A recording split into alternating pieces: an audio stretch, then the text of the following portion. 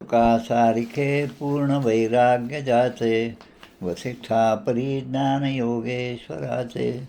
कवी वाल्मिका सारिखा मान्य ऐसा, नमस्कार माझा सद्गुरु रामदासा. श्रीराम. मला वाटते अंतरी त्वा वसावे, तुझ्या दासबोधासी त्वा बोध व्हावे. अपत्या परी पाववी प्रेमग्रासा, महाराज या सद्गुरु रामदासा. जय जय रघुवीर समर्थ. श्रीकृष्ण गोविंद हरे मुरारे, हे नाथ नारायण वासुदेव. प्रद्युम्न दामोदर विश्वनाथ, मुकुंद विष्णोर्भगवन् नमस्ते. सच्चिदानंद रूपाय विश्वोत्पत्त्यादिहेतवे, तापत्रय विनाशाय श्रीकृष्णाय वयं नमः. कृष्णाय वासुदेवाय हरये परमात्मने, प्रणतक्लेशनाशाय गोविंदाय नमो नमः. वसुदेवसुतं देवं कंसचाणूरमर्दनं, देवकी परमानन्दं कृष्णं वन्दे जगद्गुरुं. कृष्णकमलपत्राक्षं पुण्यश्रवणकीर्तनं, वासुदेवं जगद्योनिं नौमि नारायणं हरिं. कृष्ण कृष्णेति कृष्णेति यो मां स्मरति नित्यशः, जलं भित्वा यथा पद्मं संसारात् उद्धराम्यहं. कृष्णाय वासुदेवाय देवकीनन्दनाय च, नन्दगोपकुमाराय गोविन्दाय नमो नमः. नमः पङ्कजनाभाय नमः पङ्कजमालिने, नमः पङ्कजनेत्राय नमस्ते पङ्कजाङ्ग्रे. गोपाल कृष्ण भगवान की जय. श्री भगवानुवाच. ज्ञानं परं गुह्यं मे यद्विज्ञानसमन्वितं, सरहस्यं तदङ्गं च ग्रहाणगदितं मया. यावानहं यथा भावो यद्रूपगुणकर्मकः, तथैव तत्त्वविज्ञानमस्तु ते मदनुग्रहात्. अहमेवासमेवाग्रे नान्यद् यत्सदसत्परं, पश्चादहं यदेतच्च यो वशिष्येत सोऽस्म्यहं.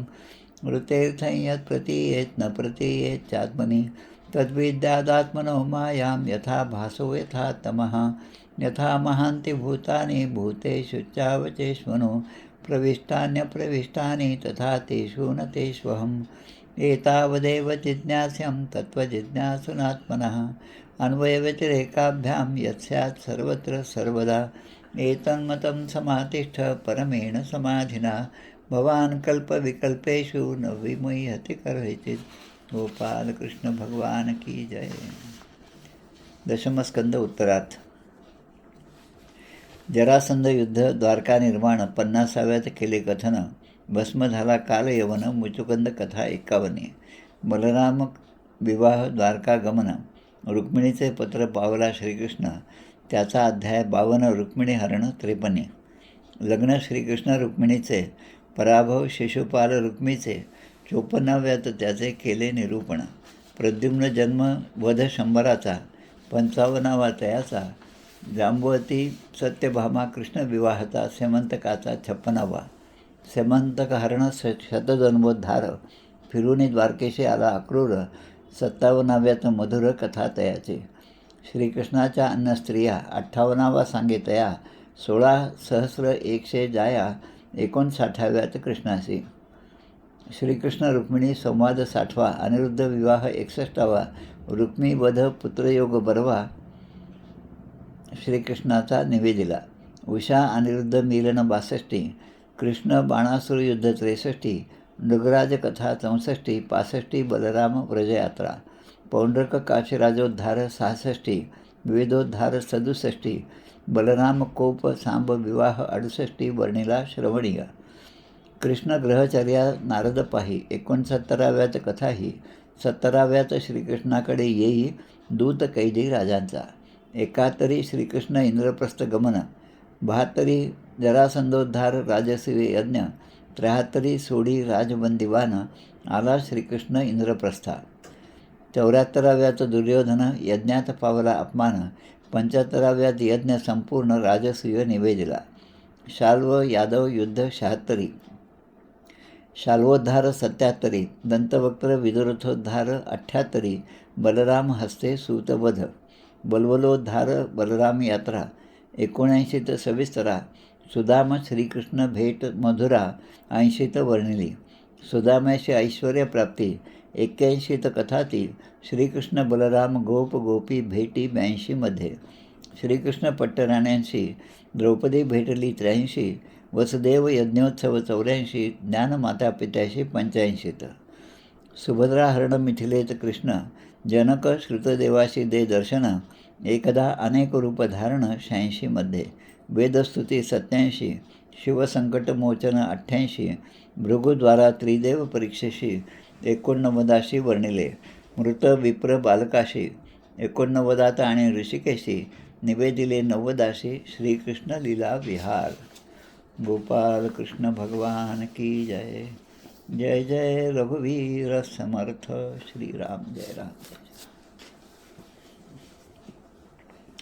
चैत्र शुद्ध चतुर्दशी शके 1947. आजचा आणि उद्याचा अध्याय. सुदाम्याचे श्रीकृष्णांकडून स्वागत आणि उद्याचा अध्याय जो आहे सुदाम्याला ऐश्वर्याची प्राप्ती. दशमस्कंदातील 80 आणि 81 हा अध्याय. आता सुदामा म्हटलं कृष्ण आणि कृष्ण म्हटलं की सुदाम्याची आठवण हमखास येते. जसा श्रीकृष्ण आणि सखा म्हणजे अर्जुन. तर अर्जुन म्हटल्यानंतर श्रीकृष्णाबद्दल सांगणं आलंच. स्वामी विवेकानंदावरचं एखादं बोलायचं असेल, कोणाला भाषण प्रवचन द्यायचं असेल आणि त्यामध्ये रामकृष्ण परमहंसाचं नाव पण नाही घ्यायचं असं जर कोणी म्हणलं ते अवघड आहे, कठीण आहे. कल्याण स्वामी, समर्थ रामदास स्वामी या सगळ्या जोड्या अशा आहेत की ते समानाख्याती यस्य म्हणजे समान आख्याती यस्य. ते दोघेही समसमान आहेत. एकाची आठवण झाली की दुसऱ्याची आठवण होते. तसं समानाख्याती यस्य म्हणजे सखा. सखा या शब्दाचा संस्कृतमध्येही फोड अशा प्रकारे आहे. एकाचे नाव घेतले की दुसऱ्याचे पण नाव येतेच. त्यामुळे या ठिकाणी या द्वारकेमध्ये असणाऱ्या भगवान श्रीकृष्णाचे, द्वारकेचा राजा असणारा आणि पोरबंदर, आजचं जे पोरबंदर आहे त्याला पूर्वी सुदामा नगरी, सुदामापुरी असं म्हणत होते. पुढे नाव ते साबरमती झालं. त्या साबरमतीचा असणारे श्रीकृष्णाचे बालमित्र सुदामा यांची ही कथा आज आणि उद्या आपल्याला पाहायची आहे. खूप सुंदर असं हे आख्यान आहे.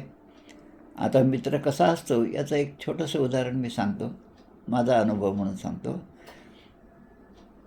20-21 वर्षाचा असताना घरापासून दूर होतो आणि काहीतरी एक अडचण आली म्हणून मित्राला एक पोस्टकार्ड पाठवलं. त्या काळामध्ये पोस्टकार्डमध्ये लिहिलं की मला असे गरज आहे, 700 रुपये मला पाठवून दे.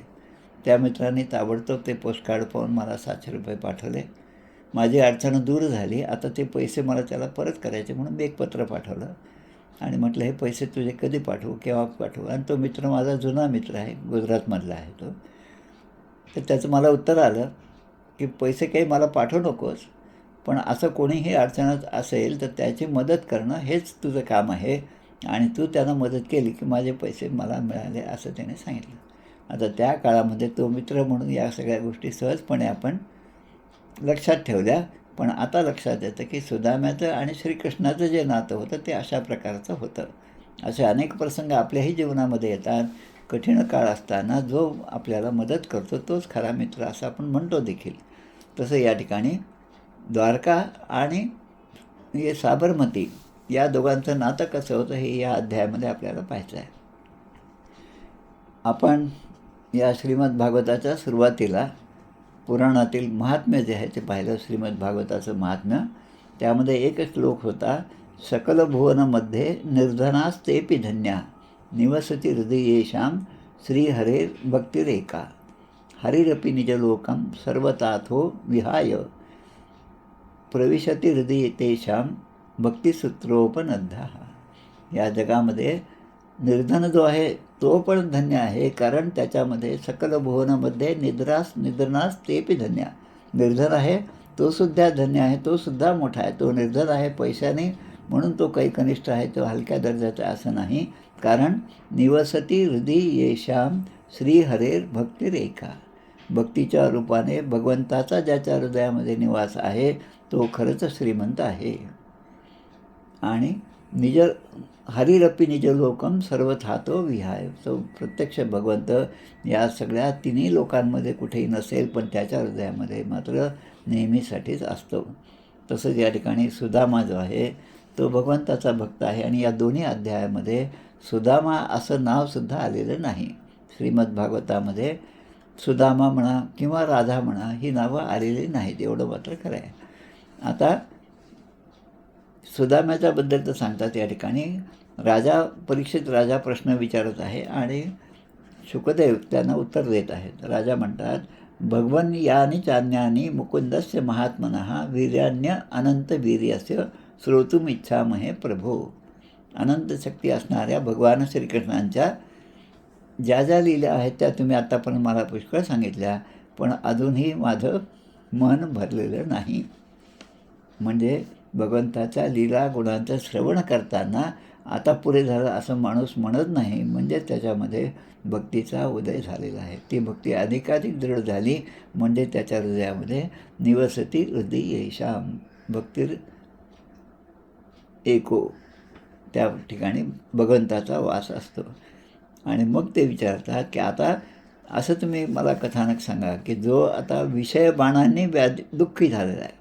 आता विषय बाण म्हणजे विषय जे आहे, पंचविषय जे आहे, आपण जे नेहमीच उपभोगत असतो, पण त्या विषयामध्ये आपल्याला सुख आहे असं वाटतं. ते सुख असतं पण ते काही काळापुरतं सुख असतं. पण आणि वारंवार पवित्र कीर्ती अशा श्रीकृष्णाचं मंगलमय कीर्तन जर आपण केलं तर मी या दुःखापासून, या विषय बाणांपासून आपण चांगल्या प्रकारे ते दुःख विसरायला आपल्याला ती मदत होती. आणि मग असं जर असेल, असं जर त्या रामाचं कृष्णाचं जर नाव असेल, मग त्या भगवंतापासून कोण विनमुख होईल असा प्रश्न या ठिकाणी राजाने विचारला. आता 2 श्लोक या ठिकाणी महत्त्वाचे आहेत. सा वाग यसा यया तस्य गुणान गृणीते करौच तत्कर्म करौ मनश्च. जी वाणी भगवंताचे गुणगान गाते तीच खरी वाणी आहे. मुखी राम नाही, जर मुखामध्ये रामनाम नाही, मग त्याचं कसं सर्वत्र त्याची छिथू होते, त्याच्याकडे कोणी लक्ष देत नाही, त्याला काही महत्त्व येतं नाही.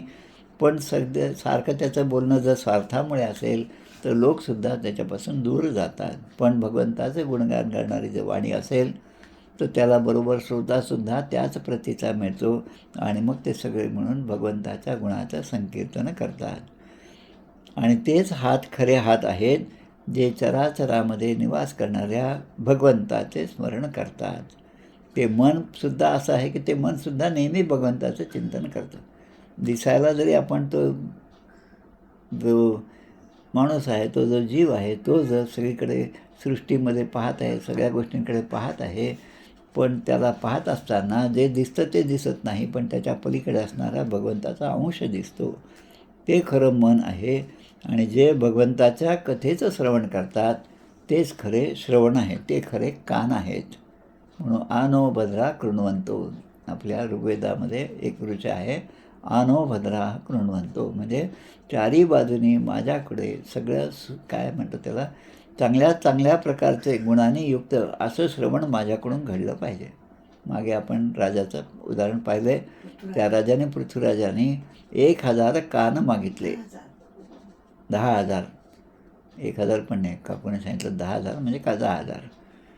आता 10,000 कान माणसाला असतात का? कान तर 2 असतात, पण त्या कानांची शक्ती अशी असावी की 10,000 लोकांनी भगवंताचं गुणगान गायलं तर ते सुद्धा माझ्या कानामध्ये प्रवेश केला पाहिजे त्यांनी. कारण त्यांच्या प्रवेशाने 2च गोष्टी आहेत या सगळ्या 5 इंद्रियांमधल्या महत्त्वाचे काय 2 आहेत. एक म्हणजे डोळे आणि दुसरे म्हणजे कान.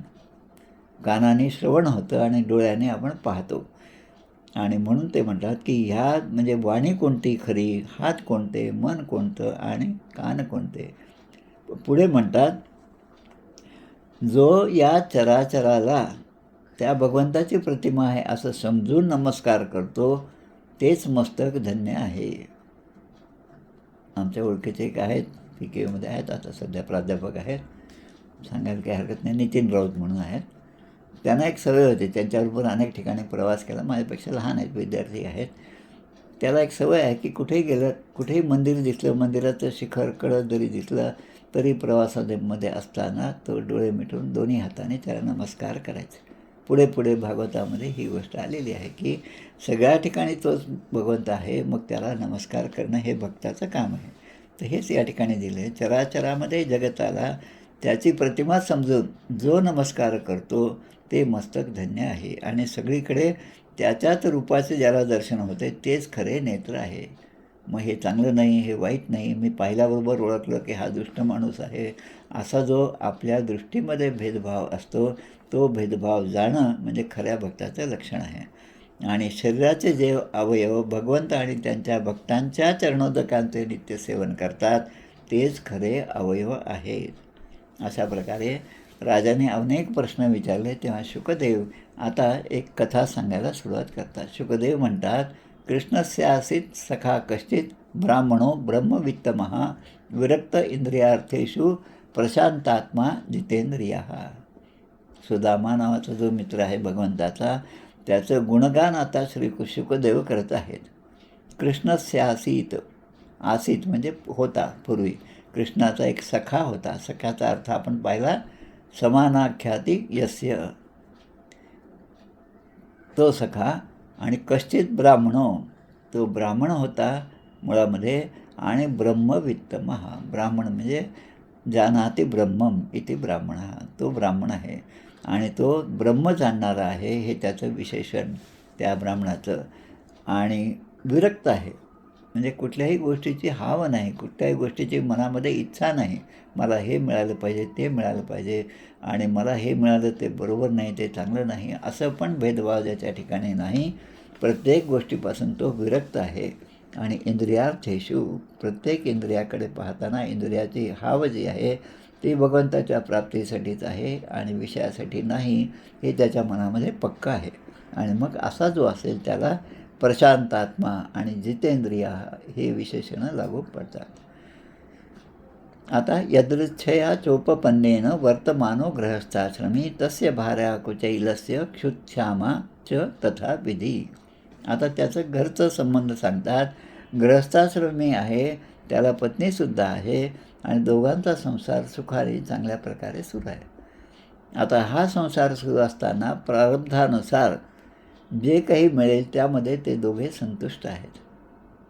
वर्तमानो गृहस्थाश्रमी तस्य भार्या कुचैलस्य क्षुत्क्षामाच तथा विधी. त्याची पत्नी जी होती तीसुद्धा त्याचप्रमाणे चांगली होती. अर्धवट उपाशी राहूनसुद्धा ते भगवंताचे भक्त होते आणि भगवंताची आराधना, भगवंताचं सतत ध्यान करीत होते. हिंदीमध्ये म्हणलेलं आहे, जाहे विधी राखे राम ताहे विधी रहिये. भगवंताने जसं ठेवलं, देवाचे जे मनोगत तेची आपले उचित इच्छेसाठी भगवंत अंतरू नये की. म्हणजे अशा जितेंद्रिय माणसाची प्रशांत आत्मा कोण आहे, जो भगवंताच्या कृपेने मला प्रत्येक गोष्ट प्राप्त होत आहे, मग ते चांगलं असो किंवा वाईट असो, ही सुद्धा भगवंताची कृपाच आहे. योगक्षेमम वहाम्यहम हा जो 9व्या अध्यायामधला 22वा श्लोक आहे, त्याचं आमचं रामसुखदासजी महाराज यांनी खूप सुंदर असं ते वर्णन केलं आणि खूप स्पष्टीकरण खूप छान आहे. ते प्रत्येकाने जरूर वाचावं. योग आणि क्षेमाबद्दलचं आपल्या मनात असलेल्या सगळ्या संकल्पना जातील आणि त्यांना जे म्हणायचं ते आपल्याला स्पष्ट होईल. आणि ती त्याची तस्य भार्या कुचैलस्य. आता कुचैल म्हणजे कसं, सुचैल सचैल आपण म्हणतो, सचैल स्नान केलं, चैल म्हणजे काय, वस्त्र, सचैल म्हणजे वस्त्र घालून त्या, आणि कुचैल म्हणजे ज्याचं वस्त्र जुनं झालेलं आहे, मलिन झालेलं आहे, असा तो सुदामा. पण त्याची पत्नी जी आहे तिचं नाव मात्र सुशीला आहे, सुशीला नावाची पत्नी. आणि या दोघांचा संसार कसा सुरू होता, तर ते शिलोंच्या वृत्तीने ते राहत होते. म्हणजे कुठेही भिक्षा मागायची नाही, कुठेही याचना करायची नाही. भगवंताचं नाम घेता घेता रस्त्याने जाताना, शेतामधून जात असताना, शेतामध्ये एखादं खळं वगैरे असेल तर तिथलं सगळं धान्य जेव्हा शेतकरी घेऊन जातात तेव्हा त्या मातीमध्ये अनेक प्रकारचे धान्य त्या मातीमध्ये मिसळलेले असतात. आता तिथे बसून एक एक धान्याचा कण गोळा करायचं आणि त्यामधनं आपला उदरनिर्वाह करायचा, याला शिलोंच्या वृत्ती असं म्हणतात. पतिव्रता प्रतिम प्राह लायते वदेनेन सहा, अशा प्रकारे यांचा संसार सुरू होता.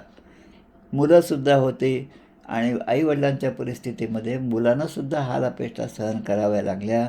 पण या दोघांच्या मनामध्ये भगवंताबद्दलचा कोणताही राग नाही, तेवढंच प्रेम भगवंताच्याबद्दलचं आहे. आता ही जी कथा आहे, ही कथा म्हणजे त्या सुदाम्याच्या गरिबीची कथा नाही. सुदामा किती गरीब होता, त्याचे किती हाल झाले, भगवंताचं नाव घेऊन त्याला काय फायदा झाला, असं न म्हणता अशा परिस्थितीतसुद्धा मनाची शांतता कशा चांगल्या प्रकारे ठेवता येते हे सांगणारं हे सुदामाचं आख्यान आहे. आता त्याची पत्नी जी आहे तिच्याकडे म्हणजे त्यांच्या घरी नवरा घरी नसताना, सुदामा घरी नसताना कोणीतरी एक साधू पुरुष येतात. भिक्षेकरी असतील, कोणी पण असेल, आणि आल्यावर ते सहजपणे भिक्षा घेत असताना हिला 1-2 शब्द सांगतात जास्तीचे. ते असं की अरे, तुमचे पतिदेव जे आहेत, सुदामा जो आहे, त्याचा बालमित्र म्हणजे भगवान श्रीकृष्ण आहे आणि जो आता द्वारकेचा राजा आहे. मला तर असं वाटतं की भगवंताचीच योजना आहे की त्या साधू पुरुषाला यांच्या दारी पाठवलं आणि या सुदाम्याच्या पत्नीच्या मनामध्ये हे भरून दिलं की श्रीकृष्ण हा सुदाम्याचा जवळचा मित्र आहे. आता ननु ब्रह्मन् भगवतः सखा साक्षात श्रियपतीही. श्रियपतीही म्हणजे लक्ष्मीचा पती असणारा भगवंत श्रीकृष्ण हा तुझ्या नवऱ्याचा मित्र आहे. आता हे तिला पहिल्यांदाच समजलं. आता तिला समजण्याची योजना जी आहे ते भगवंताचीच प्रेरणा आहे की हे समजल्यामुळे तो आपल्याला भेटायला येईल आणि त्याच्यावर आपल्याला उपकार किंवा त्याच्यावर आपल्याला चांगल्या प्रकारे त्याचं योगक्षेम वाहण्याची जबाबदारी आपली आहे आणि मग त्याला काहीतरी चांगलं देता येईल. आणि म्हणून ही योजना भगवंताने केली. ही सुद्धा त्यामागची लीला आहे. ब्रह्मण्यश्च शरण्यश्च भगवान सात्वतर्षभा. भगवंत कसे आहे ते शरणागत वत्सल आहे आणि ब्राह्मणाचे भक्त आहेत. ब्राह्मणो ही मम देवता असं भगवंत म्हणतात. आणि मग पुढे म्हणतात की आता साधूंचा आश्रय करणारे असे जर तुमचे मित्र असतील तर त्यांच्याकडे तुम्ही जावं, असं ती 2-3दा 4दा आपल्या नवऱ्याला सांगत आहे. दास्यती द्रविणम भूरी सीदते ते कुटुंबिने. आणि मग त्यांच्याकडे तुम्ही जा आणि ते जरूर तुम्हाला काही ना काही धन देतील. आता यामध्ये शब्द आला दास्यती द्रविणम भूरी. भूरी म्हणजे भरपूर. आता यांच्याकडे काहीच नव्हतं, पैसा अडका, म्हणून भरपूर मिळावं असं त्या पत्नीला वाटत होतं. नवऱ्याला मात्र तो म्हणायचं भगवंताच्या इच्छेने जे मला मिळतं त्यामध्ये मी संतुष्ट आहे, कारण विरक्त इंद्रियार्थेषु प्रशांतात्मा जितेंद्रिय. आता या ठिकाणी द्रविणम शब्द आला. द्रविणम म्हणजे द्रव्य. आपल्या श्री विष्णू सहस्रनामामध्ये द्रविणप्रदाह हे एक विष्णूचं नाम आहे. तिरुपतीहून निघणारं जे मासिक आहे त्या मासिकामध्ये एक कथा आली होती. त्याच भागामध्ये असणारा एक ब्राह्मण आपल्या झोपडीमध्ये राहायचा आणि रोज भगवंताची पूजा अर्चना करायचे आणि जसा राहील भगवंत ठेवेल तसा तो आनंदाने राहायचा. पण ते विष्णू सहस्रनाम म्हणताना 1000 नावापैकी 999 नावं जी आहेत ती त्याला कबूल होती. म्हणजे त्या नावं का पडली, त्याचा इतिहास काय, त्याचं काही घटना काय आहे, हे सगळं तो जाणूच होता. पण त्याच्यामधला एक शब्द आला की तो मात्र द्रविणप्रदाह हा शब्द होता. भगवंताचं हे नाव आहे द्रविणप्रदाह. म्हणजे द्रविणप्रद म्हणजे देणारा, दाह म्हणजे देणारा. तर आपल्याला धनधान्य देणारा हा भगवंत आहे, हे त्याचं नाव हे चुकीचं आहे असं त्याच्या मनामध्ये होतं. आणि म्हणून त्यांनी ते नाव आल्याबरोबर त्याला एक फुली मारून टाकली की हे नाव काही भगवंताला शोभत नाही असं त्याच्या मनामध्ये आलं. आणि भगवंतानं हे जेव्हा लक्षात आलं तेव्हा त्याच दिवशी त्याच्याकडे बाहेर कोणीतरी एक जण आला. त्याच्या पाठीवर खूप मोठं पोतं होतं आणि त्यांनी येऊन सांगितलं. आता हा ब्राह्मण जो आहे तो पूजेला गेला होता, त्याची पत्नी होती. तिला सांगितलं की हे तुमच्या नवऱ्याने मला तुमच्याकडे द्यायला सांगितलं. आणि ते पोतं सगळं आणून तिथे त्यांनी जेव्हा टाकलं तेव्हा पाहिलं त्याच्यामध्ये खूप काही द्रव्य होतं, काही रुका अडका, काही दागिने, असं सगळं होतं. मग त्याला नंतर घरी आल्यावर जेव्हा हे समजलं तेव्हा ते म्हणतात भगवंता माझीच चूक झाली, तुझे पूर्ण 1000 नावं ही अगदी योग्यच आहेत आणि द्रविणप्रदा हे नाव जे दिलेलं आहे ते सुद्धा योग्य आहे. तसं या ठिकाणी दास्यती ब्रविडम भुरी सीदते जे कुटुंबिने, असं म्हणून तिने आता नवऱ्याच्या मागे गळ घातली. आता तुम्ही जा, द्वारकेला जा. आता तसं पाहिलं तर आता आपण गुगल मॅपमध्ये जर पाहिलं तर या साबरमती किंवा सुदामापुरीपासून हे कृष्णाची द्वारका जी आहे तिचं अंतर फक्त काहीतरी 100-110 किलोमीटर आहे. तेवढ्या अंतरामध्ये ते आहे. आणि मग आता हे अंतर पायी जायचं आपल्याला. आणि मग ते म्हणतात की आता जेव्हा आपण कोणाकडे तरी जातो, आता त्याला समजलं की हा आपला कृष्ण जो आहे तो त्या ठिकाणी आहे, तो तिथला राजा आहे. तर मोठ्या माणसांच्याकडे केव्हाही जात असताना, गुरूंच्याकडे जे केव्हाही जात असताना, मंदिरात केव्हाही जात असताना आपण काही ना काही बरोबर घेऊन गेलं पाहिजे. समर्पण जे आहे ते शिकवण्यासाठी मंदिराचं दर्शन, साधू पुरुषांचं दर्शन आपण घेतलं पाहिजे. आणि त्या ठिकाणी आपण काही ना काही आपल्यातर्फे अर्पण केलं पाहिजे. आणि म्हणून त्याला वाटतं की आपल्या घरात तर काहीच नाही, आपण काय न्यावं असं तो विचार करतो. आणि मग तेव्हा ती म्हणते की तिचा आग्रह खूप असतो, मी जाईल म्हणे, काही हरकत नाही, कारण तुझ्या म्हणण्याप्रमाणे मला तिथे जर जायचं असेल तर माझा एक लाभ आहे त्याच्यामध्ये. काय लाभ आहे? अयम ही परमो लाभो उत्तम श्लोक दर्शनम. मला लाभ असा आहे की तिथे गेल्यानंतर माझा बालपणीचा मित्र श्रीकृष्ण सखा जो माझा आहे त्याचं दर्शन मला होणार आहे. आणि त्याच्या दर्शनामुळे माझं हे जीवित जे आहे ते सफळ होणार आहे. आणि पुढे तर सांगतात, कारण तिने आत्तापर्यंत 2-4दा प्रार्थना केली, मग आता मात्र याचं ठरलं की नाही आपण गेलंच पाहिजे. मग म्हणता आता जाताना काय न्यायचं असा प्रश्न जेव्हा आला, कारण घरची गरिबी होती, काहीच घरी नाही, मग काय न्यायचं? मग त्या बाईने, त्या सुशिलेने गावामध्येच 4 ठिकाणी फिरली. तिच्या ज्या काही ओळखीच्या भगिनी होत्या त्यांच्याकडून याचित्वा चतुरो मुष्टीन विप्रान पृथुक तंडुलान. पोहे, पृथुक तंडुलान म्हणजे पोहे, जे साळीपासून तयार करतात. आमच्या लहानपणी खेड्यामध्ये आम्ही पिशवीमध्ये साळी घेऊन जात होतो आणि त्या कारखान्यामधून ते साळी त्यांना दिले की त्याचे ते पोह्यामध्ये रूपांतर करायचे, त्याचे ते मुरमुऱ्यामध्ये रूपांतर करायचे आणि ते घरी घेऊन येत होतं. हे लहानपणचा आमचा अनुभव आहे. तसं तिने त्या ठिकाणी जाऊन विप्रान पृथुक तंडुलान, त्या विप्रपत्नींच्याकडून 2-4 ठिकाणाहून थोडेसे 4 मुठी फक्त पोहे आणले. आता आणून तिने काय केलं, आता ते कुठेतरी बांधायचं. आता काय पॅकिंगचं खूप मटेरियल मिळतं, खूप चांगले चांगले डबे मिळतात, हे सगळं. पण त्या काळामध्ये तिने चैलखंडेनं म्हणजे वस्त्र, खंडेनं म्हणजे फाटकच वस्त्र, फाटकच कापड, धोतर उपरणं असेल त्याच्यामध्ये ते सगळं बांधलं. चैलखंडेनं तान बद्ध्वा भर्तरे प्रादादू उपायनम. ते बांधलं तिने आणि आपल्या पतिदेवांच्याकडे दिलं. हे घ्या, तुम्हाला तुमच्या मित्राकडे गेल्यानंतर तुम्ही म्हणताना काहीतरी आपण नेलं पाहिजे, तर हे त्यांच्या चरणी तुम्ही अर्पण करा. जुन्या कपड्यात का असेना, चैलखंडेनं म्हणजे करणकारक तृतीया विभक्ती, खंडेनं. मग पुढे सांगतात, सदानादाय विप्राग्रय प्रययो द्वारकाम किल कृष्ण संदर्शनम मह्यम कथम स्यादिती चिंतयन. आता ते छोटीशी ती पोटली घेतली, आपल्या काठी होती हातामध्ये, त्या काठीला ती बांधली आणि आता हे पायी निघाले ब्राह्मण. आणि मनामध्ये तेच की आपण आता इतक्या लांब, इतक्या वर्षानंतर आपल्या मित्राला भेटणार, आता तो आपल्याला ओळखेल की नाही आणि आपण त्याच्याशी काय बोलू, असा सगळा विचार जो होता तो जरी संसाराचा असला तरी तो भगवंताच्या संबंधीच विचार होता. त्या विचारामध्ये प्रत्येक पाऊल पुढे जात होतं. राम म्हणे ग्रासो ग्रासी तोची देवीला उपासी. राम म्हणे पावलोपावली, म्हणजे प्रत्येक पाऊल टाकताना रामाचं नाव, प्रत्येक क्रिया करताना भगवंताचं नाम असेल तर ते आपलं सगळं नाम हे भगवंताच्या खात्यावर, आपल्या खात्यावर भगवंताकडे जमा होत असतं. तसं आता त्या ठिकाणी आता आपला भक्त तिकडून येत आहे, भगवंत तर सगळे जाणणारे आहेत. आणि भगवंतानी बसल्या बसल्या डोळे मिटून पाहिलं तर की अरे आपला हा सुदामा निघालेला आहे, असा विचार केला. आणि त्याला आता इतकं 100-125 किलोमीटर पायी येणं म्हणजे किती कष्टदायक आहे. आधीच बिचारा पोटामध्ये अन्न नाही, रोडकं आहे. नाना पळशीकर नावाचे जे पूर्वी एक नट होते मराठीमधले, त्यांना सुदाम्याच्या रूपामध्ये अनेक चित्रपटामध्ये आपण देखील पाहिलं असेल. तसेच हे दिसणारे.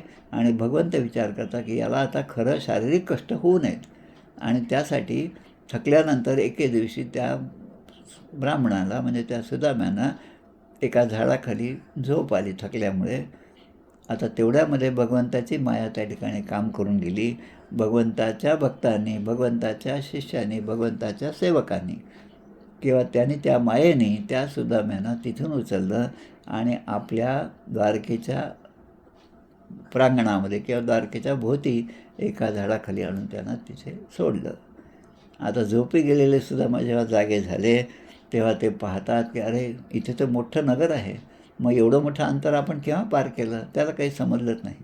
आणि मग जे 4 माणसं रस्त्याने जाणारे होते, जे सेवक होते, सैनिक होते, त्यांना त्यांनी विचारलं, त्रीणी गुल्मान्य अतियाय तिसरं कश्चान सद्विजाः.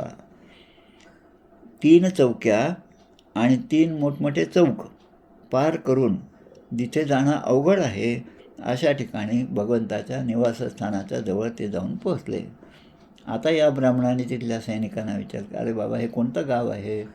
मग ते म्हणतात हे तर भगवंताची नगरी आहे, भगवंत इथले राजे आहेत, यादव राजे आहेत, भगवान श्रीकृष्ण आहेत आणि ही मथुरा ही सुद्धा आपली द्वारका नगरी आहे.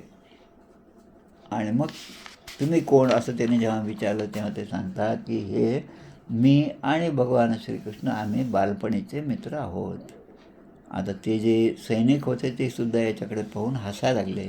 आपल्या राजाचा मित्र म्हणतो आणि इतक्या फाटके कपडे घालून आहे, पायात चप्पल नाही, हातामध्ये एक लाकूड आहे, काठी आहे, त्याला काहीतरी बांधलेलं आहे आणि अंगावरचं वस्त्रसुद्धा धड नाही, मलिन वस्त्र आहे आणि आपल्याला स्वतःला मित्र म्हणतो. पण काही का असेना आपल्या राजाचा एक आज्ञा आहे की कोणीही ब्राह्मण केव्हाही आला तरी त्याला आपल्या महालामध्ये घेऊन यायचं, आपला राजकोष जो आहे तो त्याच्यासाठी उघडा करून द्यायचा, त्या ब्राह्मणाचं स्वागत करायचं आणि त्याला आपल्या राजकोषामधून जे न्यायचं असेल, धन असेल, संपत्ती असेल, धान्य असेल ते सगळं त्याला द्यायचं असं त्यांचं ठरलेलं. आता दुसरीकडे काय झालं, आता गृहं दृष्ट्या सहस्राणां महिषीणां हरे द्विजः विवेशैकतमं श्रीमन ब्रह्मानंदम गतो यथा. आता एका मोठ्या महालापाशी तो आला, त्या सैनिक त्याला घेऊन आले आणि तो श्रीकृष्णाचा महाल होता. आता या महालामध्ये भगवान श्रीकृष्णाच्या 16,108 राण्यांचं निवासस्थान होतं, म्हणजे प्रत्येकीचं वेगवेगळा महाल होता. खूप मोठं वैभव असं त्याने त्या ठिकाणी पाहिलं आणि भगवंताचा त्या ठिकाणी प्रवेश झाला. आता खूप आनंद झाला, इतक्या वर्षांनी आपण आपल्या मित्राकडे आलो, पण तो आपल्याला ओळखेल की नाही ही पुन्हा मनामध्ये एक शंका होती. तम विलोक्या अच्युतो दूरात प्रिया पर्यंकम आस्थितः सहसोत्थाय चाभेत्य दोर्भ्याम पर्यग्रहीन मुदा. आता जेव्हा त्याचं आगमन त्या ठिकाणी झालं तेव्हा भगवंत रुक्मिणीच्या पलंगावर बसलेले होते. रुक्मिणी माता आणि भगवंताचा वार्तालाप सुरू होता आणि त्या सैनिकाने त्या ठिकाणी येऊन सांगितलं की एक ब्राह्मण खूप दुरून आलेले आहे, लांबून आलेले आहेत आणि ते तुमच्या भेटीसाठी यायचं विचार करतात. त्यांचं नाव काय? आम्ही नाव विचारलं, त्याने काहीतरी सुदा असं काहीतरी सांगितलं.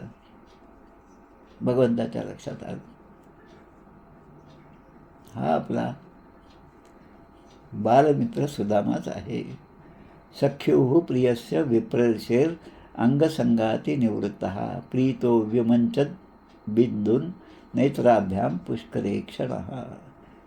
आता आपला मित्र असला आहे आणि तो आपल्याला भेटायला आला आहे हे पाहिल्यावर भगवंताने सोबत असल्या रुक्मिणी मातेला सोडलं, आपलं वैभव सोडलं आणि धावत पळत तिथून निघाले. पायामध्ये वाहणं नाहीत, पादुका नाहीत, तसेच निघाले. अंगावरचं जे उपरणं होतं ते सुद्धा खाली पडलेलं आहे आणि घाईघाईने येऊन ते त्या सुदाम्याच्यापर्यंत येऊन पोचले. प्रीतो विमुंचन बिंदून नेत्राभ्याम पुष्करे अक्षण. म्हणजे दोन्ही डोळ्यातून, अक्षण म्हणजे डोळे, दोन्ही डोळ्यातून अश्रुधारा वाहू लागल्या. बिंदून विमुंचन डोळ्यातून अश्रुधारा वाहू लागल्या आणि आपल्या त्या मित्राला ते आता त्याने गळाभेट घेतली. अथोपवेश पर्यंके स्वयं सख्युः समहर्षणम. हात धरून त्याला आणलं आणि आपल्या स्वतःच्या पलंगावर, ज्या ठिकाणी ते आत्ता बसले होते रुक्मिणीबरोबर, त्या पलंगावर त्यांनी त्यांना नेऊन बसवलं. आता भगवंता एवढं करत आहेत. रुक्मिणी मातेने पाहिलं, इतर सेवक होते ते सगळे हे सगळं पाहत होते. आता भगवंतानी आपल्या हाताने त्या ब्राह्मणाचे पाय धुतले आणि चरणोदक जे आहे ते चरणोदक स्वतः आपल्या शिरावर धारण केलं, मस्तकी धारण केलं आणि त्याच्या शरीराला, त्या ब्राह्मणाच्या सुदाम्याच्या शरीराला चंदन आणि केशराचा लेप लावला. म्हणजे भगवान श्रीकृष्णांची एका अर्थाने सुदाम्याची या ठिकाणी पूजाच केलेली आहे. आपला जो एक मठ आहे लातूर जिल्ह्यामध्ये, निलंगा येथे मठ आहे. आज सुधीर बारामदासी त्या ठिकाणी मठपती आहेत. आनंद स्वामी किंवा अण्णाप्पा हे समर्थांचे शिष्य होते. त्या अण्णाप्पांची गोष्ट सांगतात. सज्जनगडावरचे होते, समर्थांच्या जवळचे शिष्य असणारे. आणि वसंत पंचमीचा उत्सव होता. सगळ्या शिष्याने ठरवलं की आज आपण आपल्या सद्गुरूंची, समर्थ रामदास स्वामींची पूजा करायची. त्यांना गंध अत्तर सगळं लावायचं, त्यांचा आशीर्वाद घ्यायचा. असं ओळीने एक एक भक्त येऊन पूजा करत होते. समर्थ त्या ठिकाणी बसून सगळ्यांची पूजा ग्रहण करीत होते. आता जेव्हा हे अण्णाप्पा म्हणजे आनंद स्वामी यांचा नंबर आला आणि ते पूजा करायला उभे राहिले, समर्थांच्या जवळ गेले, तेव्हा समर्थ म्हणतात, नाही अण्णाप्पा थांब, तू मला गंध लावू नकोस. आता याने वाटलं आता असं का म्हणतात आपले गुरु. मग ते म्हणतात, अण्णाप्पा तू इथं बस, माझ्या आसनावर तू बस. आणि समर्थांनी त्या अण्णाप्पांची सगळं केशर गंध लावून, चंदन लावून त्यांची पूजा केली. कपाळालासुद्धा गंध लावलं आणि म्हणजे गुरूंनी शिष्याची पूजा केली. जसं या ठिकाणी भगवान श्रीकृष्णांनी आपल्या मित्राची पूजा केली, तसा तो प्रसंग आहे. निलंगा येथले आनंद स्वामी जे होते, त्यांचा हा मठ निलंगा येथील मठ आहे. आता ते म्हणतात की तुझे आता या ठिकाणी तुझं स्वागत करतो मी. आणि पूजा तांबूल दिलं, गाई त्यांना दान दिल्या आणि त्याचं सगळं कौतुक जे आहे भगवंताचं ते पाहत आहेत. आता कुचैल मलिनम क्षामम द्विजम धमनी संततम. धमनी म्हणजे शरीरातल्या शिरा. मग असे मी जे नाव घेतलं काय नाना पळशीकर, की इतके रोड होते की शरीरातल्या शिरासुद्धा वर दिसायच्या, इतके रोड होते. तसं हे सुदाम्याचं रूप आहे. सगळे लोक त्या ठिकाणी पाहत आहेत. आणि कुचैलम मलिनम क्षामम, सगळं वस्त्र सगळे घाणेरडं झालेलं आहे. ठिकठिकाणी डाग आहे, ठिकठिकाणी गाठी पडलेल्या आहेत. फाटलेलं वस्त्र अंगावर घेतलं आणि देवी पर्यचरण साक्षात चमर व्यजनेन वै. साक्षात देवी, साक्षात लक्ष्मी म्हणजे आमच्या रुक्मिणी माता त्या ठिकाणी येऊन त्यांची सेवा करत आहेत. कारण आता आपला नवराच सेवा करत आहे म्हटल्यावर सुशील ब्राह्मणी जी आहे, सुशील जी पत्नी आहे, तीसुद्धा आता आपल्या जागेवरून उठली, आपलं वैभव विसरली आणि तीसुद्धा या ब्राह्मणांच्या परियचरत सेवा करीत होती. चामर व्याजनेनं, चामर म्हणजे चामर चवऱ्या ढाळत त्यांना पंख्याने वारा घालत होती. अंतःपुरजनो दृष्टवा. आता अंतःपुरामध्ये असणारे भगवंताच्या पत्नी 16,108, त्यांच्या सेवेमध्ये असणारे सगळे सेवक, त्या स्त्रिया असतील पुरुष असतील, ते सगळं हे सगळं पाहत होते.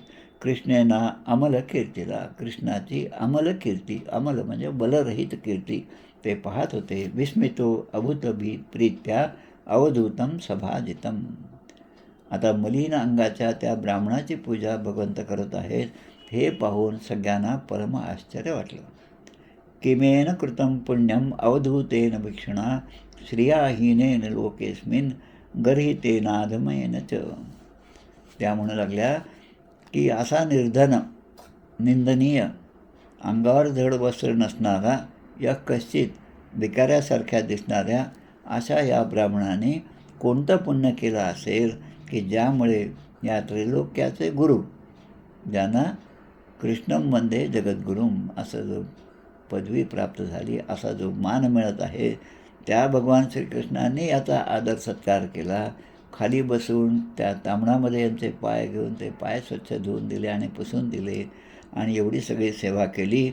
आणि आपल्या पलंगावर असलेल्या रुक्मिणीला, जी प्रत्यक्ष लक्ष्मी आहे, तिचाही त्याग केला आणि या ब्राह्मणाला आपले थोरले भाऊ असावेत अशाप्रमाणे त्यांनी मिठी मारली. हे सगळ्यांनी पाहिलं.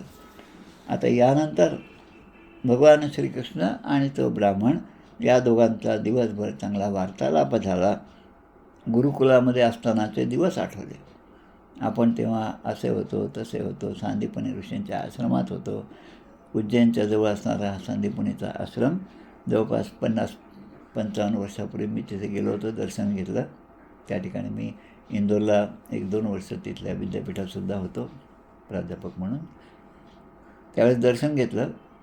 50 वर्षापूर्वी 55 वर्षापूर्वीसुद्धा त्या ठिकाणचा निसर्ग असा होता की असं वाटत होतं की आत्ताच कृष्ण या ठिकाणी सांदीपनींच्याकडून शिकून गेले असतील. म्हणजे त्या आश्रम आणि भोवतालचा प्रदेश, तिथे असणारी ती नदी, ते पाहिल्यावर आजही म्हणजे त्यावेळेससुद्धा त्या ठिकाणी मोर वगैरे सगळे नाचत असताना पाहिले. तसा निसर्ग त्या ठिकाणी होता. आणि मग त्या गुरुकुलाची एक आठवण आता या दोघांना यायला लागली. दिवसभर त्याच गप्पा सुरू होत्या. भगवान श्रीकृष्ण म्हणतात, हे धर्म जाणणाऱ्या ब्राह्मणा. तो ब्राह्मण कोण? जो धर्म जाणतो, जो धर्माच्या अनुकूल असं वर्तन करतो तो ब्राह्मण. आपण त्या ठिकाणी सगळे शिकलो आणि गुरुदक्षिणा देऊन गुरुकुलातून आपण परत आलो. समावर्तनाचा विधी झाला. आता आपण जेव्हा परत आलो त्यानंतर बरेच वर्ष आपली भेटसुद्धा नाही. समावृत्तेन धर्मज्ञ भारी ओढा सदृशी न वा म्हणजे झालं की नाही, तुझं लग्न झालं की नाही, न वा असा प्रश्न त्या ठिकाणी विचार. तू विवाह केलास की नाही? प्रायो गृहेश ते चित्तम काम विहितम तथा नैवाति प्रियसे विद्वन धनेषु विदितम ही मे. आता प्रश्न विचारला की तू गृहस्थाश्रमी आहे, तुझं लग्न झालं असेल, मग विषयाभोगामध्ये तू आसक्त नाहीस, हे कसं काय? आणि धनाविषयी तुला मुळीचं प्रेम नाही, हे कसं काय? असं भगवंत त्यांना विचारतात. सुदामा कसं स्त्रीण शब्द वापरा. स्त्रीण म्हणजे जो स्त्रीमध्ये आसक्त नाही. मग स्त्रीमध्ये तू आसक्त आहेस का? तुझी पत्नी आहे का? असं सगळे प्रश्न विचारले. केचित कुर्वन्ते कर्माणि कामेर अहत चेतसहा. आपण दोघे गुरुकुलामध्ये राहत होतो, तुला ती गोष्ट आठवते का? आता बऱ्याच भागवत सप्ताहामध्ये ही गोष्ट खूप छान रंगवून सांगतात. सांदीपनी ऋषींना या दोघांवरचं भरपूर प्रेम होतं. आपल्या विद्यार्थ्यांवर असतंच तसं प्रेम होतं. या मुलांना काहीही अवघड कष्टदायक असे कामं सांगू नको असं ते रोज आपल्या पत्नीला सांगत होत्या. पण एके दिवशी घरामध्ये लाकडं नाहीत आणि पावसाचे दिवस आहेत, वाळलेले लाकडं नाहीत, म्हणून या दोघांना त्या माऊलींनी जंगलामध्ये पाठवलं. जंगलामध्ये जेव्हा गेले, सकाळीच ते गेले आणि त्यांच्याबरोबर काहीतरी फुटाणे वगैरे असे बांधून दिले. खूप जोराचा पाऊस आला म्हणून हे दोघे एका झाडावर चढले. दोघे वेगवेगळ्या फांद्यांवर बसलेले होते. थंडी पण खूप वाढत होती. सुदाम्याला मात्र त्या ठिकाणी भूक लागली. त्याच्याजवळ ती पोटली होती ज्याच्यामध्ये ते फुटाणे होते. आता सुदाम्याला असं वाटतं की कृष्ण तिकडे बसला आहे, त्याला कुठे समजतं असं म्हणून त्यांनी ते 4 दाणे आपल्या तोंडात टाकले आणि त्याचा आवाज येऊ लागला. भगवंत त्यांना म्हणतात, अरे कशाचा आवाज येतो आहे? नाही मला खूप थंडी वाजते, माझे दात कुडकुड करत आहे. म्हणजे असं एक प्रसंग अनेक ठिकाणी सांगण्यात येतो. श्रीमद भागवतामध्ये काही हा प्रसंग तसा नाही, या मूळ भागवतात नाही, इतर भागवतामध्ये असू शकतो. आणि मग आता त्यांचं सगळं ते म्हणतात तो सगळा प्रसंग झाला. आणि मग पुढची जी दशा म्हणजे आपण जे कर्म करतो ते पुढे माणसाला, ते सत्कर्म असेल किंवा कुकर्म असेल, त्या प्रत्येकाचा ते परिपक्व होतं तेव्हा ते आपल्याला भोगावंच लागतं. आता या ठिकाणी एक शब्द आहे, सवयी सत्कर्मणाम साक्षात विजातेरिह संभव. हा या जगामध्ये जन्मदाता पिता जो आहे हा आपला गुरु आहे. वडील हे आपले गुरु आहेत.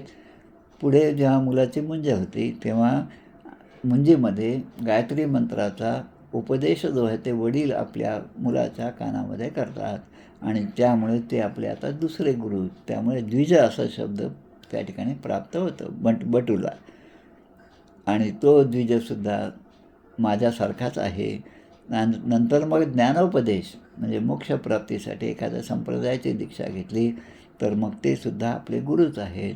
आणि हे सगळेच आहेत, पिता असेल किंवा मुंजीमध्ये मंत्र देणारे वडील असतील, वडील नसतील तर मोठी माणसं घरातली असतील ती, आणि गुरु जे आहेत हे सगळं माझं स्वरूप आहे. आणि मग सांगतात नर्मर्थ कोविदा ब्रह्मन वर्णाश्रमवतामिह. आणि स्वार्थ आणि परमार्थाचे खरे जाणकार जे आहेत तेच आहेत, कारण आपले गुरु जे आहेत त्यांना काय चांगलं आणि काय वाईट हे समजतं आणि त्याप्रमाणे ते आपल्या शिष्यांना उपदेश करत असतात. नहामिज्जा प्रजातिभ्याम तपसोपशमेन वा तुष्येत सर्वभूतात्मा गुरुशुश्रूषया यथा. आता या ठिकाणी खूप महत्त्वाचा असं श्लोक दिलेला आहे की सर्वांचा आत्मा असणारा मी हृदयेर्षेर्जुन तिष्ठती भ्रामयन यंत्ररूढानी. तसं प्रत्येकजण आपल्या आपल्या जन्ममृत्यूच्या फेऱ्यामध्ये एखादं खेळणं, जसं जितनी चाबी भरी रामने उतना खेले चले खिलोना, हे गाणं आहे पहा, खूप छान गाणं आहे. पण त्याचा अर्थ असा आहे की भगवंत जोपर्यंत चालवतो तो पण आपले श्वास चालतात, आणि भगवंताने तो श्वास काढून घेतला की त्याचे कित्येक सेवे होऊन पडते, असं समर्थ म्हणतात. तर आता या ठिकाणी गृहस्थाश्रमामध्ये असणाऱ्यांनी पंचमहायज्ञ केले पाहिजेत.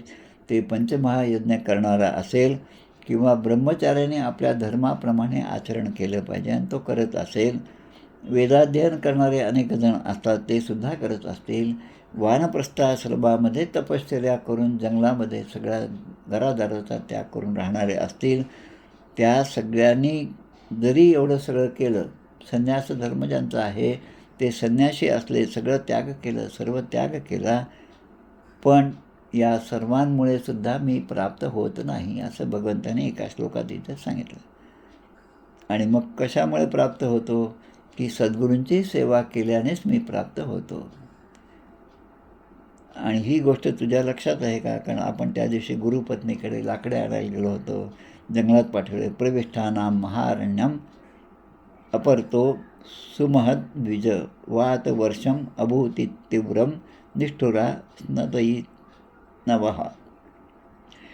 पावसाचे दिवस नव्हते पण तरी पण खूप पाऊस आला, थंडी वाजायला लागली, विजांचा कडकडाट होता. दिवसभर आपण वाट पाहिली पाऊस थांबायची, मग अंधारसुद्धा झाला. निम्नकुलम जलमयम न प्राज्ञायत किश्चन. इतका पाऊस झाला की खड्डा कुठे, रस्ता कुठे, पाऊलवाट कुठे हे सुद्धा लक्षात येत नव्हतं, आणि तिथेच आपण पूर्ण रात्र काढली. आता आपले गुरु जे आहेत त्यांना जेव्हा कळलं, सांदीपनी मुनींना ही गोष्ट समजली, तेव्हा सूर्योदय झाल्यावर ते सुद्धा आपल्या शोधार्थ सगळीकडे फिरत होते. अन्वेषमाणो न शिष्याचार्य पश्चात उरान. शोधण्यासाठी फिरत होते आणि आपल्याला पाहिल्यावर त्यांना अतिशय आनंद झाला. बाळांनो, तुम्ही आमच्यासाठी खूप कष्ट घेतले. कोण म्हणतं? तर गुरु म्हणतात, शिष्याना म्हणतात. सर्व प्राण्यांना आपले शरीर सर्वाधिक प्रिय असते, परंतु तुम्ही स्वतःच्या शरीराची सुद्धा पर्वा केली नाही आणि आमच्या सेवेमध्ये मग्न राहिलात. आणि म्हणून या ठिकाणी एक श्लोक येतो, गुरूंच्या ऋणातून मुक्त होण्यासाठी काय करावं चांगल्या शिष्याने?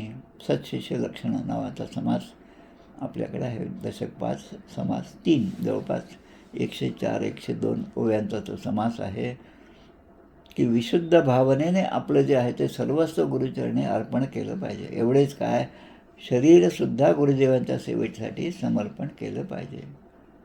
आणि ते आपण केलं, याबद्दल आपल्या सांदीपनी रचना खूप आनंद झाला. तुष्टोहम भो द्विजश्रेष्ठा. ह्या द्विजश्रेष्ठ म्हणजे ते सुदामाला म्हणतात की तुझ्या या सेवेने मी संतुष्ट झालो. सत्याः सन्तु मनोरथाः छांदासी यात यामानी भवन्त्विह परत्रच. तुम्ही जे वेदाध्ययन केलं, माझ्याकडून जे जे शिकलात, ते कधीही निर्फळ होणार नाही, ते नेहमी सफळ होईल आणि त्याचं फळ तुम्हाला निश्चितच मिळेल. इत्थम विधानेक अनेकानी वसताम गुरुवेश्मसु गुरोर अनुग्रहेणैव पुमान पूर्ण प्रशांतये. गुरुर अनुग्रहेण एव. गुरूंच्या अनुग्रहानंतर गुरुकुलामध्ये वास असताना ज्या घटना घडल्या त्याची आठवण या दोघांना झाली. आणि आता ब्राह्मण हे सगळं ऐकून काय म्हणतात तो की आता आम्हाला मिळवायचे काय शिल्लक आहे? सुदामा म्हणतात. ज्या सुदामाला त्या सुशिलाने या ठिकाणी पाठवलं होतं कशासाठी? की तिथे जा, म्हणजे ते आपल्याला काहीतरी देतील, काहीतरी धन देतील, ते आता एवढे मोठे राजे आहेत. अशीच गोष्ट आपल्या तुकाराम महाराजांच्या आणि त्यांची पत्नी आवली तिच्या बाबतीत झाली आहे. सदेह तुकाराम महाराज वैकुंठाला गेले आणि तेवढ्या गर्दीमध्ये तुकारामांना आपल्या पत्नीची आठवण झाली. तीसुद्धा धावत धावत त्या ठिकाणी आली आणि आपला तुका कुठे हे पाहत होती. तुकाराम महाराज म्हणाले, अगं आवले चल लोक, भगवंतानी विमान पाठवलेलं आहे, आपण आता सदेह वैकुंठाला जाऊ. पण ती आवली, ती माता आहे आणि आई आपल्या मुलांना एकटं सोडून कधीच जात नाही. मुलांच्याच कल्याणाचा विचार तिच्यामध्ये असतो. ती म्हणते, तुम्ही जा, तुमचं बरं आहे, मला मात्र इथं राहिलंच पाहिजे, माझ्या मुलाबाळांसाठी राहिलंच पाहिजे. अशाच भावनेने या ठिकाणी या सुशीला मातेने, सुदामांच्या पत्नीने आपल्या नवऱ्याला श्रीकृष्णाकडे पाठवलं होतं. आता ते म्हणतात की आता आम्हाला मिळायचं काय शिल्लक आहे. भवता सत्यकामेन येशाम वासो गुराव अवभूत. सत्यसंकल्प परमात्मा असलेल्या आपल्याबरोबर आता भगवंता, त्यावेळेस आपण दोघे मित्र होतो, पण तू आता एवढा मोठा राजा झालास, हे तुझं वैभव पाहून मलासुद्धा खूप आनंद होत आहे. विल्यम शेक्सपिअरचं एक नाटक होतं, जुलियस सीझर नावाचं, ते आम्हाला कॉलेजमध्ये असताना होतं अभ्यासाला इंग्रजीमध्ये ते नाटक. आणि त्याच दरम्यान तो सिनेमासुद्धा आला. 3-4 वेळेस तरी मी तो सिनेमा पाहिला असेल. लहानपणी जे दोघे मित्र होते ते पुढे काही कारणाने तो एक राजा झाला, सीझर राजा झाला, आणि त्याचा मित्र ब्रुटस जो होता तो मात्र जसाच्या तसाच राहिला. आता त्याचा दुसरा एक जो मित्र होता त्यांनी याच्या मनामध्ये जुलियस सीझरच्याबद्दलचा एक द्वेष त्याच्या मनामध्ये उत्पन्न केला आणि त्याच ब्रुटसने त्या जुलियस सीझरचा पुढे राजा झाल्यानंतर त्याचा स्पष्टपणे खून केला आहे. ही कथा त्यावेळेसची होती. म्हणजे मित्र कसे असले आणि इथे मित्र कसे आहेत ते सुद्धा आपल्याला लक्षात येतं. भवता सत्यकामेन येशाम वासो गुराव अभूत. यश छंदोमयम ब्रह्म देह आवपनम विभो. छंदोबद्ध वेद आणि सर्व कल्याण यांचे उत्पत्तीस्थान असणारं तुमचं शरीर आहे. सुदामा भगवंताकडे पाहून म्हणतात की सगळं छंदोबद्ध वेद, वेद भगवंताचे निश्वासन आहे. भगवंताचा निश्वास जो आहे ते म्हणजे हे 4 वेद आहेत. एवढं मोठं तुमचं हे ऐश्वर आहे आणि सगळं कल्याण, कल्याणाचे निधान, सगळ्यांचं कल्याण होण्याचं निधान म्हणजे समुद्र. इतका मोठा साठा तुमच्याकडे आहे आणि अकारण करुणावार. अकारण म्हणजे कुठल्याही प्रकारचं कारण नसताना भक्तांवर तुम्ही प्रसन्न होता. कारण पुढे शिव म्हणता, अहम भक्त पराधीनो. मी भक्तांच्या ठिकाणी मी स्वतंत्र नाही, ते जसं म्हणतील तसं मला करावं लागतं. तसं गुरुकुलामध्ये आपण राहिलो, पण तो केवळ तुमचा एक काय म्हणतो त्याला लीला होती, हावभाव होता, अभिनय होता. एवढंच मला त्या काळची आठवण आता आहे, असं म्हणत या ठिकाणी हा अध्याय पूर्ण होतो. आता सुदाम्याचं तिथलं राहणं आणि आता सुदाम्याला ऐश्वर्याची प्राप्ती हा जो भाग आहे तो आता आपल्याला उद्याच्या भागामध्ये पाहायचा आहे. 2 मिनटं आपण आरती म्हणूया. दोन्ही अध्याय खूप छान आहेत. अनेक ठिकाणी सिनेमांमधून वगैरे सगळ्या ठिकाणी आणि भागवतामध्ये खूप मोठा भागवताचा आत्मा असणारा हा सगळा अध्याय आहे. गोपाल कृष्ण भगवान की जय. जय जय रघुवीर समर्थ. जय हो जय श्री भागवता. आरती करी तुझ भगवंता. श्री शुक मुनीने परम भक्तीने नाना परीने गायले जा हरिचरिता. आरती करी तुझ भगवंता. वेद तरुचे मधुर फळ स्वादुरसे जे सोज्वळ. आत्मा राम मुनी अचळ सेवुनी करीती जन सफळ. महापर्वणी आली अवनी की अघरणी भवजलतरणी ती पतिता. आरती करी तुझ भगवंता. येथे व्यासांची वाणी सार्थक हरिगुण गावोनी. शास्त्र पुराणी मुकुटमणी परम प्रेमामृत जननी. सहज सेविता भाविक भक्ता उदारदाता मोक्ष तत्वता देहाता, आरती करी तुझ भगवंता. गमते जणू मानस तीर्थ, द्वादश सोपाने युक्त. निर्मल भक्ती झले भरित, विहरे हरिहंस चितेथ. श्लोक सुकुमले संत अलिकुले, सेवुनि रमले भान विसरले रस पिता. आरती करी तुझ भगवंता. अपार महिमा ग्रंथाचा, वदवे ना कोणासाचा. मेवा कविवर संतांचा, प्राणची कीर्तनकारांचा. जणू बोधाचा स्वयंप्रभेचा, द्वादश कळीचा रवी अंतरिता तमहर्ता. आरती करी तुझ भगवंता. ग्रंथ नव्हे हा श्रीकृष्ण, गीते वेधी मन पूर्ण. अनन्य होता या शरण, खचित टळे जन्म मरण. त्रितापदाती चिरये शांती, नाथही वदती रामपदी ठेवी माता. आरती करी तुझ भगवंता. जय हो जय श्री भागवता, आरती करी तुझ भगवंता. गोपाल कृष्ण भगवान की जय. जय जय रघुवीर समर्थ. छान झालं बरं का सर. हो.